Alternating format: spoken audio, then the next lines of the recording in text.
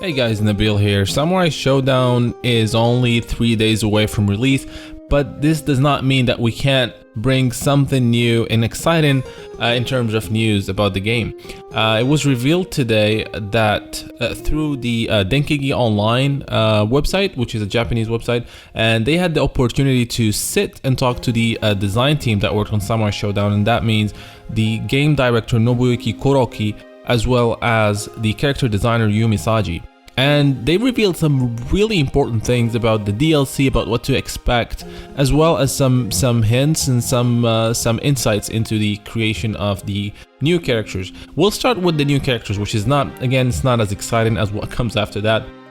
So they talk a little bit about Yashamaru, how they wanted to create a cool looking Samurai Shodown character, something kind of like like for example SNK always had these cool characters like Iori or Kyo, etc., but Samurai Shodown did not have that cool looking character, so that's how Yashamaru was created.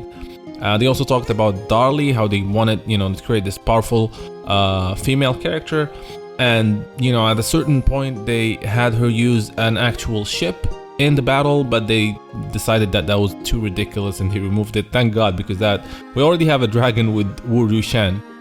And speaking of Rushan, they actually said how they had this, she's a new character that they had more trouble with, and that's in terms of gameplay, how she relies on projectiles because her weapon is really short range.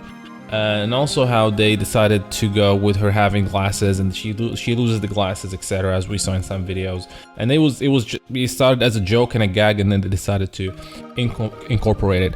But that's all cool and fun, but that's not the meat of the interview. The first big thing they said is that Kuroki-san had Caffeine Nicotine almost in the game. In fact, he was so in the game that they have a concept for him, as you can see, and they started working on his 3D model.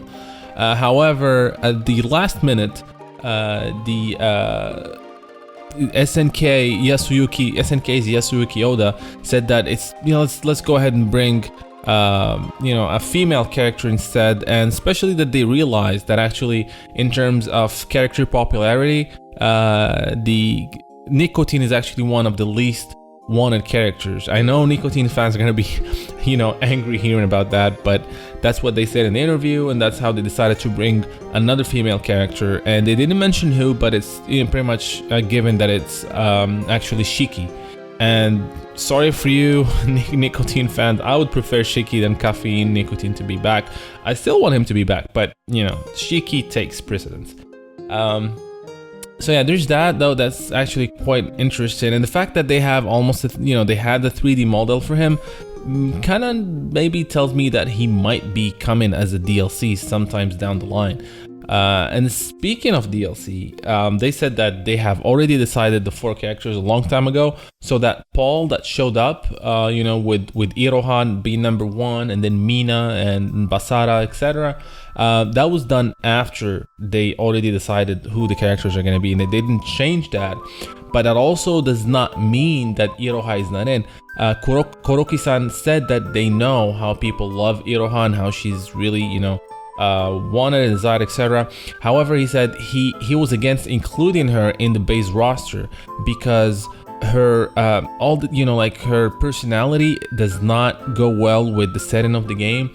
And also he said he had difficulty thinking how he can introduce her, because in Samurai Shodown 6 she's this fan service character who actually breaks the fourth wall constantly. She knows she's being controlled by the player, and she keeps talking to the player in her win quotes. But he also said that does not mean she's not coming as DLC, and this does not mean that she's not in the first season. So but just the fact that he was a little bit against it, tells me that maybe she's in, or maybe she's not. I don't know. We'll go ahead and see. The other thing, speaking of DLC, they said that they had this massive stage for Earthquake, because as you know, in Samurai Shodown currently, not all characters have their own stage. Some characters do share stages with others. For example, Earthquake shares the same stage as Ukyo. So they said they had this stage for him where it had all these other SNK characters in the background, watching the match, and it was cool and everything. However, they had to cut down, they had to, you know, abandon the idea in order to meet the deadline to have the game released right now. So yeah, unfortunately that did not pan out. However, you know, I mean, there's gonna be, we already know there's gonna be a DLC stage, which is the Rimuru stage, so maybe we'll have more stages down the line. There was also a really interesting part where they talked about Shiki, and just it shows how much these guys care about the characters. Not only that they made her look a little bit younger than Samurai Shodown 64, because that's before the events of that game, which is set a few years after this one, but her tattoo, the snake tattoo that she had, they said they made sure to show it only on her back, and it's not going through all her body like the Samurai Shodown 64 games. And that's because they said at that point she's still not fully controlled by the demon Yuga the Destroyer, who's the boss of Samurai Shodown 64 and 64 Warriors Raid. So it's really cool to show how much they care about the characters' stories.